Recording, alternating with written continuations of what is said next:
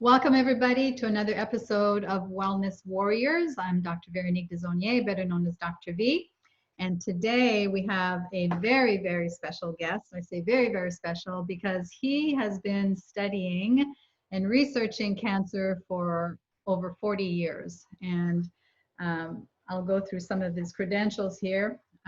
He has a Ph.D. This is Ralph Moss. He's written or edited 14 books and collaborated on 4 film documentaries on cancer. He's an honors graduate of New York University and Stanford University. He was assistant director of public affairs at Memorial Sloan-Kettering Cancer Center, which I do want to be able to touch on your experience there because I read about it many years ago. But for over 40 years, he's been evaluating cancer treatments. He writes the Moss reports, which are amazing book-length reports that discuss all the various types of treatments and certain for lay people, so lay people can understand. What's really impressive too, I mean, your writings have appeared everywhere, but what I really enjoyed reading about you was that you were a founding member of the National Institute of Health's Alternative Medicine Program Advisory Council. That's huge to be able to, to get that started with the NIH. You've spoken all over the world. We can talk about that for 10 minutes, but what's really fascinating too is Dr. Moss and his team, or Ralph as he likes to be called, have made 18 separate tours of cancer clinics in Germany, Austria, Mexico, Turkey, the Czech Republic, Ireland, Russia, Switzerland, I mean everywhere, Honduras, Great Britain, most of the states in the US and in Canada. So welcome so much, Ralph, for being here with us and taking time. Thank you, Veronique.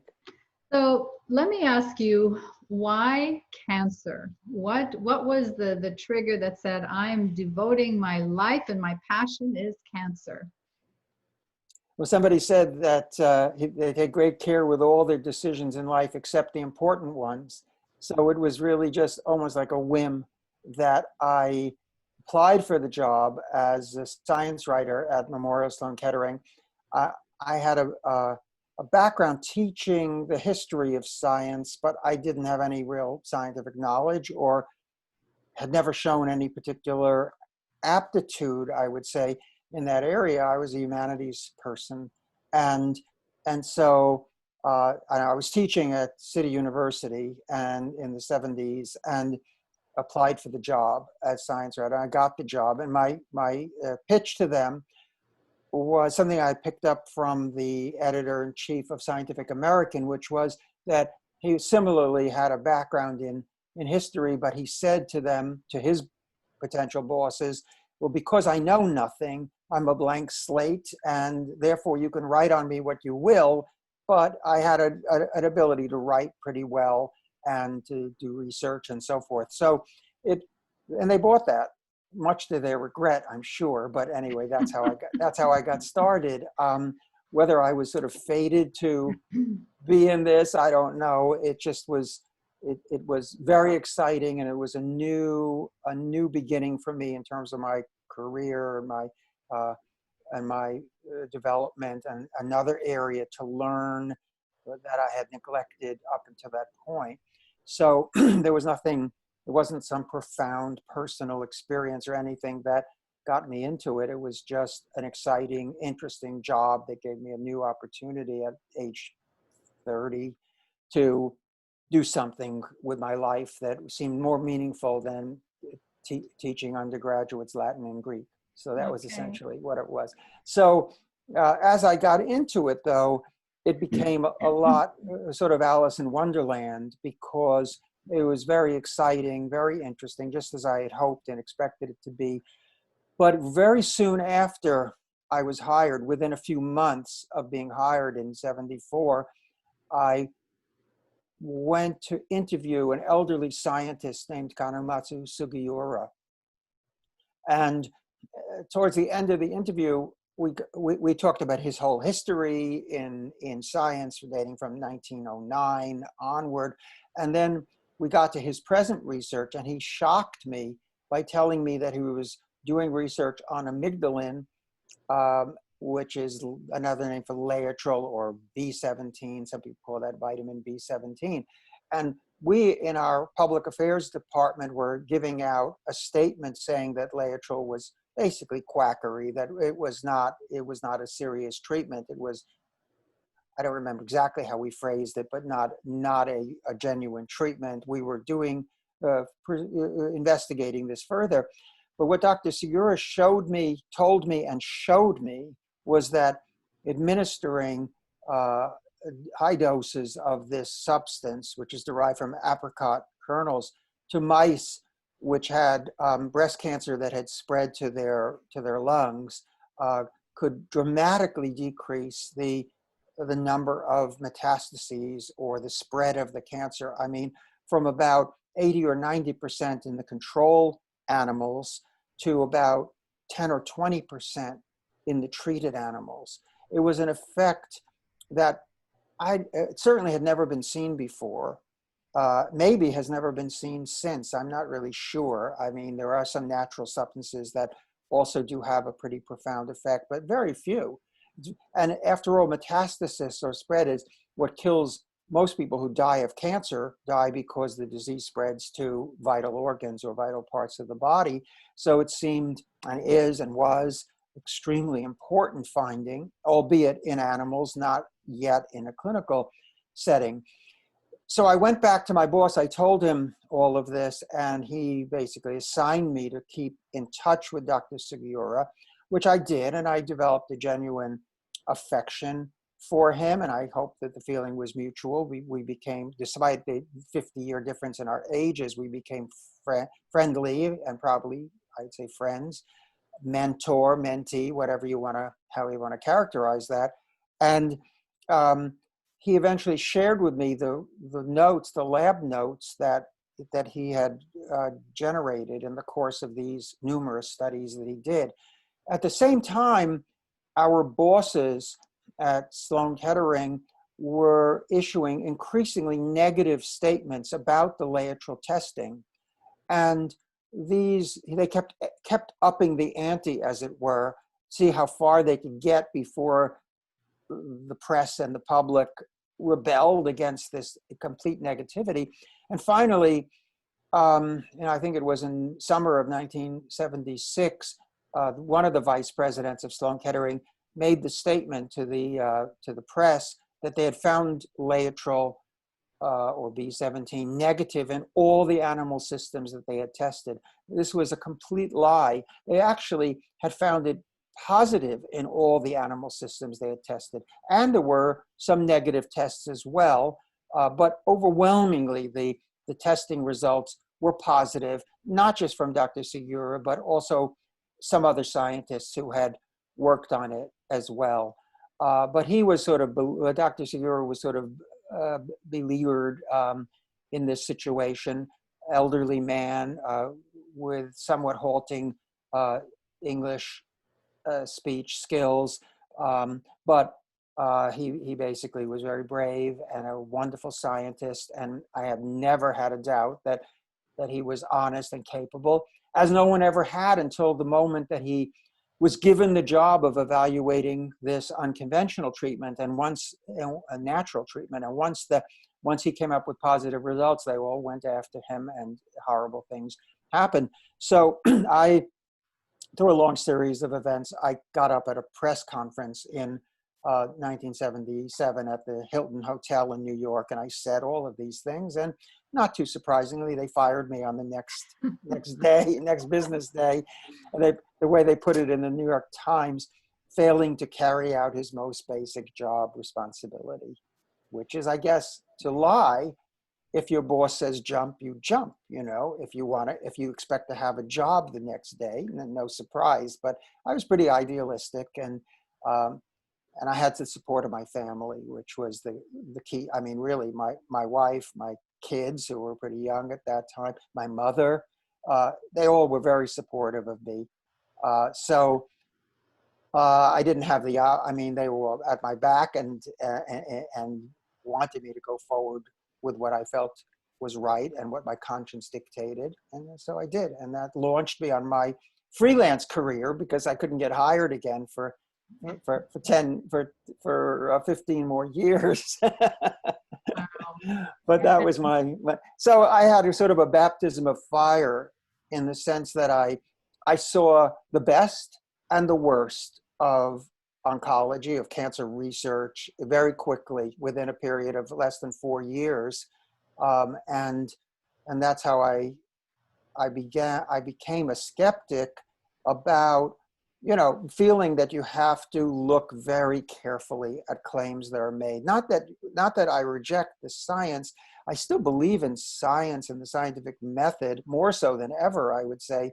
But I also feel like nothing is sacrosanct, that you can't just assume because somebody's in a position of authority says something that it's automatically true.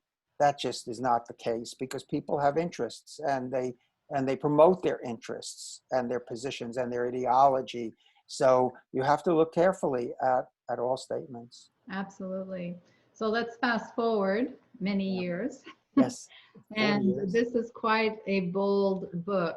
Cancer Incorporated, the inside story of the corruption, greed, and lies of Big Pharma. It doesn't get any clearer than that. No. Right.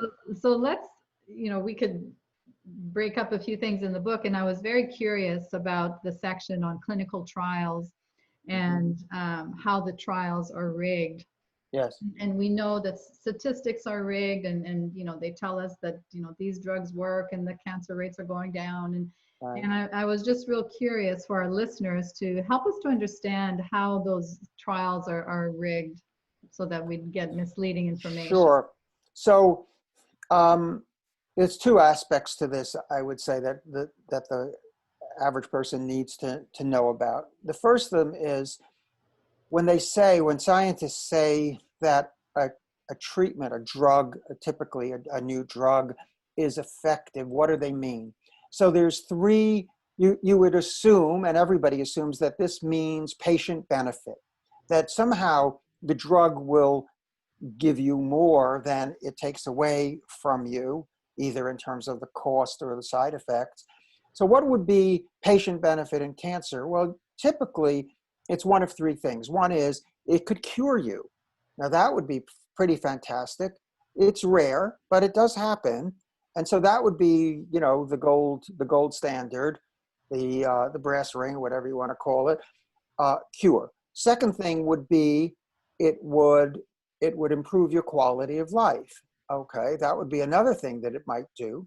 The third thing, and this is really where the focus of attention is, because not that many things improve quality of life in cancer and not that many things cure you, it would meaningfully or significantly increase the overall survival, not your overall survival, but the overall survival of the patients as a whole who entered the trial. Because if you had a treatment that, let's say, extended the overall survival of a single individual, but 1,000 people died who took it, you wouldn't consider that a very great treatment. So you want to be able to say that the treatment increases overall survival. Okay, and you see many, many headlines. Every day I see headlines that say such and such a drug increases survival in cancer. When you look into it, you find that there are, in fact, 10 different definitions of the word survival in the National Cancer Institute dictionary. And overall survival, improved overall, is only one of those definitions. More commonly, what they're talking about when they say that the drug increases survival is something like progression-free survival, disease-free survival, and other terms similar to that. So what's the difference? Overall survival means that you will actually live a longer period of time, a meaningfully longer period of time, compared to either doing a different drug or a different treatment or no treatment or best supportive care, something like that. It's the outcome in a randomized controlled trial where some people get the drug and some people don't. So increased overall survival would be living some weeks or months or years more than if you didn't take the drug. Progression-free survival, let's say, or disease-free survival is an entirely different thing. Progression-free survival, which is typically what they mean by survival in studies, means that from the time that you begin treatment to the time that you die or the disease is seen to actually start growing again, that's the progression-free interval. And in Cancer Incorporated, I give a hypothetical example of how you could increase progression-free survival without increasing actual survival or overall survival. Take two patients, A and B. Patients, they both have the same exact diagnosis. They both start, they both are diagnosed at the same time. Let's call it January 1st. Now, patient A gets the experimental drug, and at 3 months, there's no sign of any progression. Good. They're considered to be in a period of remission of the disease, no progression of the disease. At 6 months, though, they see that the disease now is growing again. The disease grows and the patient dies at the 1 year mark. I'm making a hypothetical situation. Now let's take patient B. Patient B, let's say, opts out of any further treatment, just gets supportive care. The disease continues to grow, and that patient also dies on the 1 year anniversary of the time the disease was first noticed.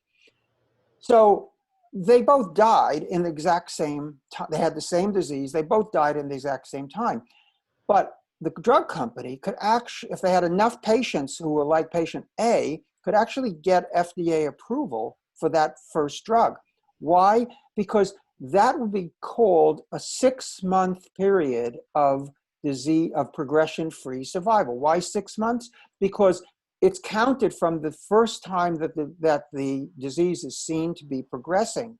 That was at the 6-month evaluation. Mm-hmm. So if you have enough of those, they're going to apply to FDA and they will get accelerated approval probably for their drug based upon 6 months, on average, 6 months increased over progression-free survival. The second patient, let's say if they got an ineffective drug, they wouldn't get any approval, or there was no, but they would tell you, now we've extended survival. Now that by the time it gets to the public, you see, it has to go through the paper. The paper is then summarized in an abstract. The abstract is summarized in the title. The title is then picked up by a journalist, a medical journalist, and they write up the story. And half the time, they don't bother to tell you that that increased survival, 6-month increased survival, actually didn't increase survival at all. It increased something meaningless. It's what's called a surrogate marker, a marker that supposedly, they'll tell you, stands in for actual benefit. It doesn't. There is no reliable correspondence in cancer between surrogate markers like increased progression-free survival and real increase of survival. So there's a big semantic fakery going on. Mm-hmm. And it extends over the whole world, really, of experimental cancer drugs. Now there are cases where there is increased survival, but overall survival, but it's usually in the realm of about 3 to 4 months increased survival when you get a drug that actually does increase the survival. And we could talk about why that is and what the different kinds of drugs are, but that's the first dodge, the first way they have of faking positive news. The second thing I want to point out, and I think this is devastating, and that is that the people making these claims, the people doing the evaluation of the drugs, are provably in the pocket of the companies whose drugs they are evaluating. Now, how could I make this statement? It would almost seem libelous to say so, except there was an obscure law passed in I think it was I forget the exact date, but it was, I think, 2010. I could be wrong on the date, but it was called the Sunshine Act. It had something to do with the Affordable Care Act. And the Sunshine Act basically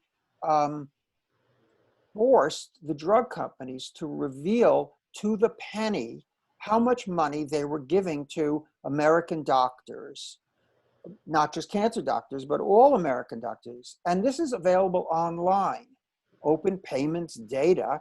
It's published by the same organization that administers Medicare and Medicaid. Most people don't have any idea this exists. I didn't have any idea when I sat down to write Cancer Incorporated, and it hit me like a ton of bricks, because now I could say, not only do I suspect, or do we have indirect evidence that these doctors at these prestigious institutions were taking money from drug companies, you can now say to the penny what the drug companies, the doctors are not telling the public this, the drug companies were, and they're afraid, I assume, to fudge this at all, because they could really get in trouble with Medicare, and they don't want to do that. And they don't care, because the blame is on the doctor taking the money, not so much on the drug company that's giving them the money.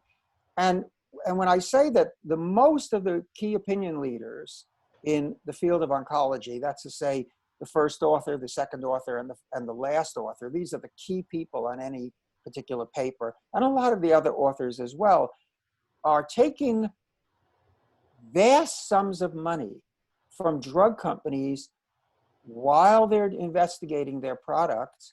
I'm not talking about research money, because a lot of people would say, well, of course they're taking money because it's expensive to do clinical trials and the company is the most interested party. Why shouldn't they pay for conducting the research? I won't argue that point. I think the government should divorce the whole process of cancer drug testing from private interest, because it's too prone to corruption. But leave aside the vast sums of money that are flowing to hospitals and doctors to conduct research. I'm talking about money in the pocket of the doctors conducting the study, what's called general funds. General funds, which cover honoraria, whatever the heck that means, or consulting fees, or being not only speakers fees, being on the Speakers Bureau, being listed and giving speeches, big quote, big doctors giving speeches at meetings to lesser positioned doctors to advocate for the use of the particular drug that they were in the study of. And the amount of money given for personal income, as somebody said, to put your kid through private college, or to buy a yacht, or to buy a third home, the ski chalet, that kind of money. Money into the pocket, money it's transferred electronically into the bank account or the offshore account or whatever. That amounts to a lot of money.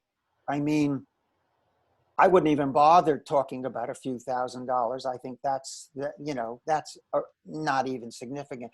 What I'm talking about is doctors who are getting tens or hundreds or even millions of dollars in personal payoffs from the drug companies. And then they want us to believe that they could turn around and make an objective report on the new drug candidate of a company who they're basically in the pay of. And we know this, we know it from the government website, the open payments data, but we also know because there was a big splash a couple of years ago around the physician in chief at Memorial Sloan Kettering, my old alma mater, where he took over $3 million personal payments, and claimed up to the end, up until the time we had to suddenly reverse course and suddenly start declaring what he had hidden and obscured for years before that, and that he was getting money. And then he was caught out because some astute reporter at the New York Times or ProPublica noticed that this guy was just promoting this drug of a particular company just beyond anything that was shown in the studies. In fact, what really caught him up was that on a Saturday, they were putting out press releases, and this guy was giving interviews how wonderful this drug was. And on Sunday, the company itself cut all ties with that drug, and not only with that drug, but with all drugs of that category, they were so dismayed by the complete lack of effectiveness of the drug. Meanwhile, he's going on giving interviews and putting out press releases about how wonderful the drug is. So that's how this all seems. I won't say it came crashing down. It never came crashing down. It's still going on. And I hoped with, Cancer Incorporated that this might spark a revolt somewhere down along the lines. It hasn't happened yet, but who knows? The future is uncertain. But in any case, it's out there.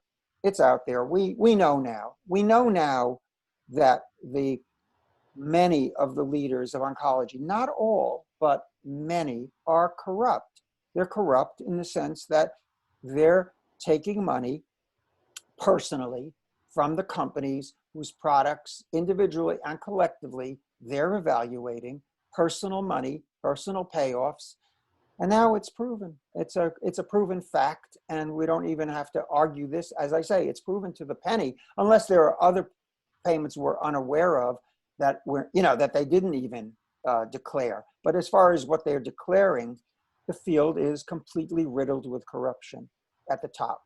At the top, it's not, and not everyone, because I could point to some instances of people whose hands are clean, and maybe they take a few $100s in reimbursement. I could understand that. I mean, Jim Allison, who won the Nobel Prize in 2018 for discoveries in immunotherapy, he declared a meal that he was reimbursed from Merck for $23. I wonder what kind of meal this was. It was like a Burger King or something. Right. But and I said in the book, that's what the balance sheet of an honest scientist looks like. So sure, if you went out with somebody from the company, your credit card was handy and you paid for it, you deserve to be reimbursed $23. I don't begrudge them that. I don't begrudge them even taking money from companies to do the research, because these drugs are phenomenally high priced. So I understand how difficult it is to fund a study.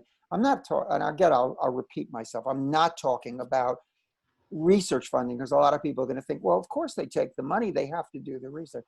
No, this is money in the pocket, and you can't justify this by saying, oh, well, I could have spent my time profitably doing something else. I'm sorry, that doesn't wash. You can't take the money and do the study and then turn around and say that you had a positive result, and very well that positive result is not proven to convey any actual benefit to the patients involved.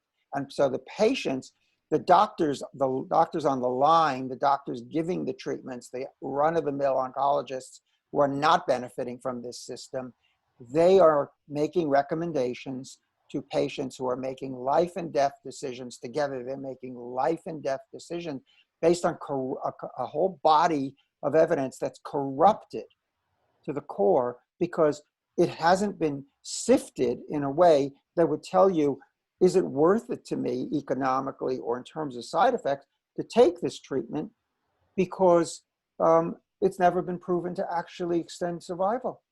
Right. But the average lay person is not going to understand everything Right. that you just explained, right? They put faith in their doctor, and that's the sad part about this cancer industry, Right. is that the patients are the ones in the end that suffer the most and being used as Absolutely. Well, we're the consumers, and but in cancer, there aren't that many objective, well-informed, honest players. Like, there's no consumer report for cancer. You know what I mean? Exactly. Where do you go? There are plenty of skeptics of the auto industry, of the oil industry. There's skeptics in general of the pharmaceutical industry, but there's very few skeptics of the cancer industry. There are a few. I consider myself one of them, but there are a few doctors. Vinay Prasad in Oregon would be one of the people that I have profited a lot from, from his work. And there are others, but they're rare. They're rare, and you can see why, because if you're an oncologist, you're cutting off future possible jobs to yourself, and you're going to be scorned by a good deal of the leadership. You basically will commit career suicide Yeah. if you, unless you have a nice tenured position that you're comfortable with, and you're just going to be the oncologist on call at a particular hospital, and you don't mind. Vinay Prasad is sort of the bad boy of oncology, and he's regarded as such. But I mean, the big bucks are not, are to be had by cooperating with industry. Then you're swimming downstream instead Yeah. of trying to swim upstream. Definitely.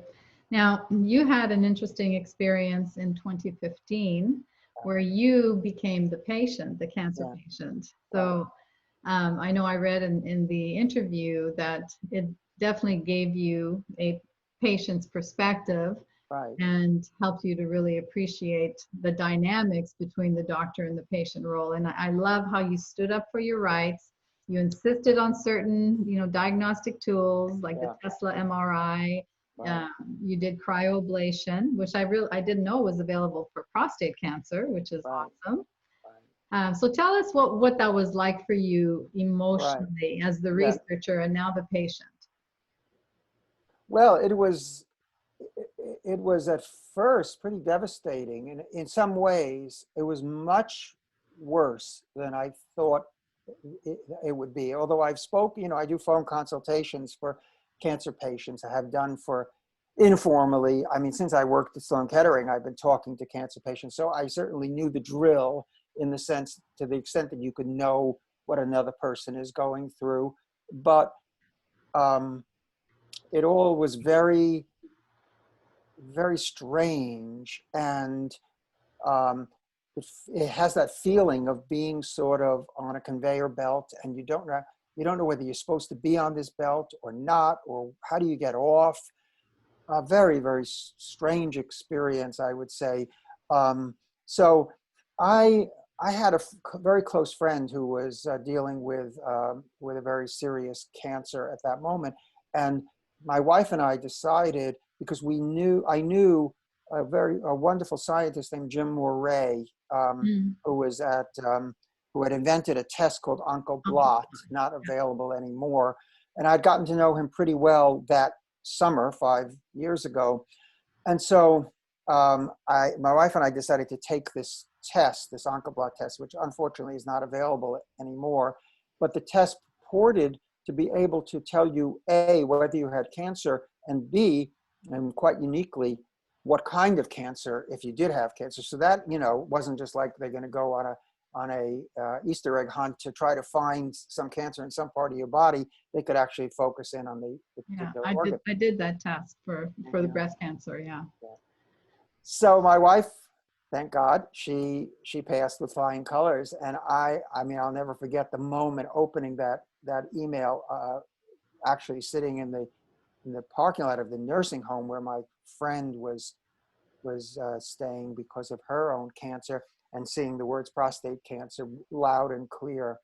Now, my hope at that moment, because the one problem with the Oncoblot test was that it was considered too sensitive, because it could detect tiny tumors or less aggressive cancer. So I went along for a little while thinking, oh, it must be something. Most, men who are like 70 years of age, 70% of them or something like that have small prostate cancer. So I felt pretty safe, and I thought this was going to be a non-aggressive little cancer they call PIN. It's a particular kind. I even wrote the words PIN on a sticky note, put it up like visualization above my desk, thinking, now, this is what it's going to turn out to be. Nothing of the sort. My urologist, who didn't know me well, and I didn't know her well, but she assured me that no way on earth was this going to be an aggressive cancer, because my PSA, although it was above 6, it had only edged up incrementally over a period of many years.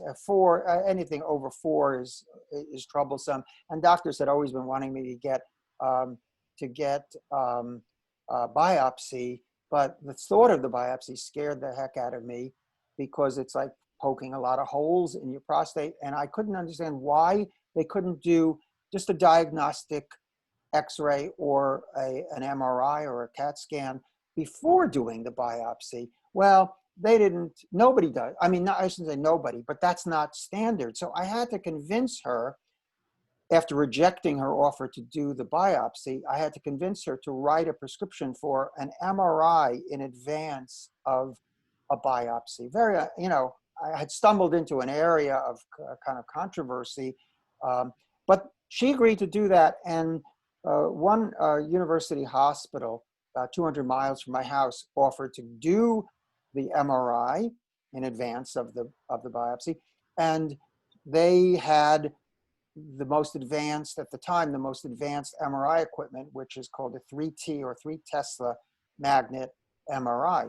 So I went there, and the results were not good, in the sense that the MRI showed large tumors in the prostate. I went into the interview with the urologist who was assigned to me at that hospital.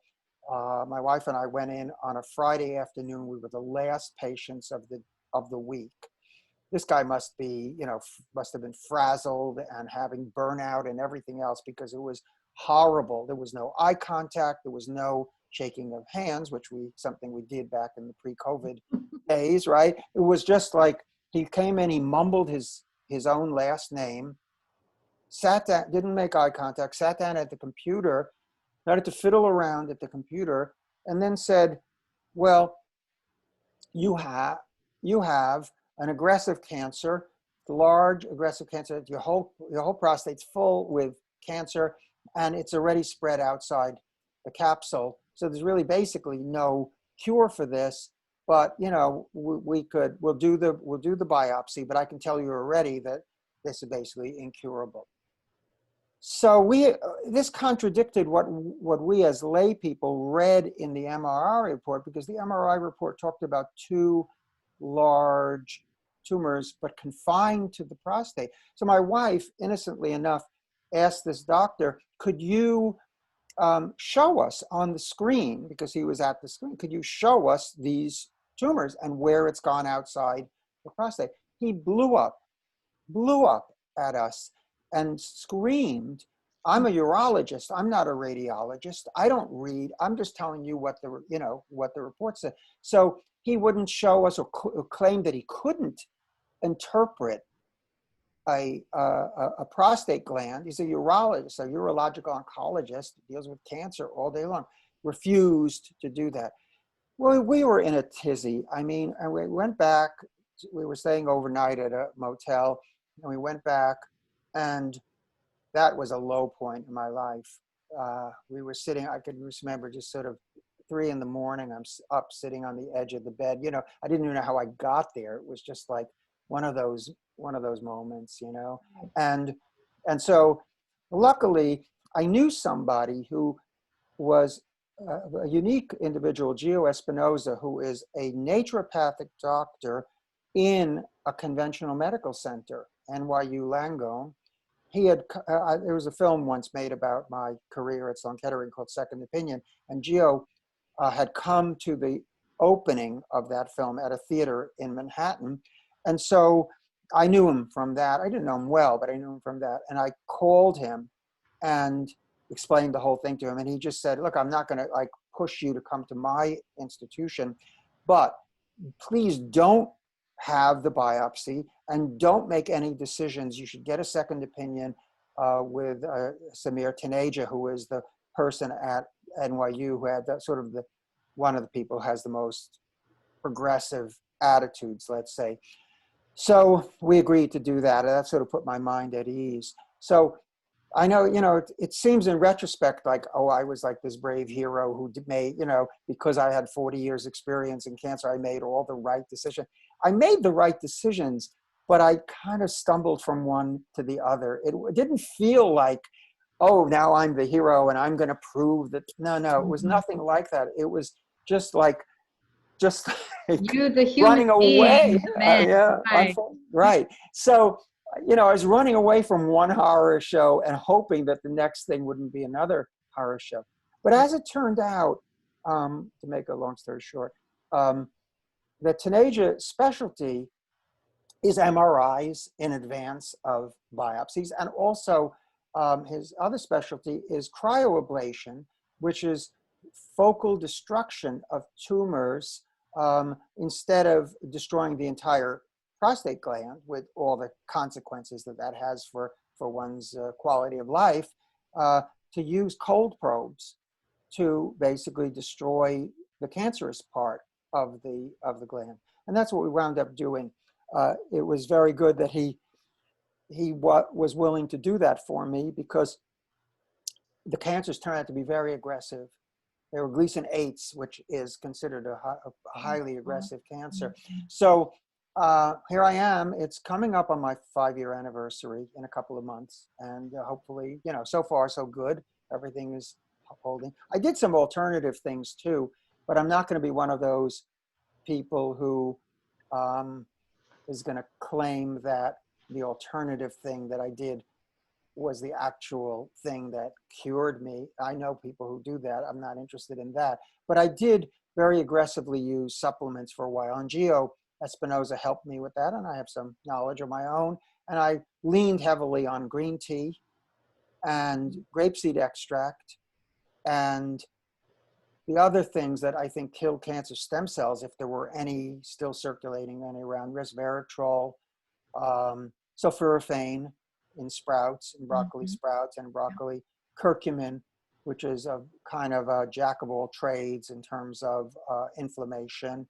And I did some homeopathy as well around the time of the procedure, which I feel, again, I can't prove this, but I feel that since I kind of got through, I mean, I was up and walked to my hotel, and the day after the procedure, walked down from 34th Street down to 12th Street in the village on my own steam. So I think, you know, I had a remarkably good recovery for somebody my age and so forth. So I believe in the alternative stuff, but I don't believe that I could have cured myself with alternative medicine, unless you consider cryoablation, which was considered alternative. I only had just been approved for prostate cancer like months before. Wow. So it was really, really, if it had happened to me a year earlier, I would have had to go to Mexico or Canada or something to get the very treatment that I got in New York City. Right. So I was very lucky in terms of the time. Awesome. Wonderful to hear a great outcome. So, and you have a very generous gift for us that our listeners can receive a digital download of your book, yes. Cancer Incorporated. So thank you so much for that gift, Ralph. That's very sweet. So thank you for your time and your story.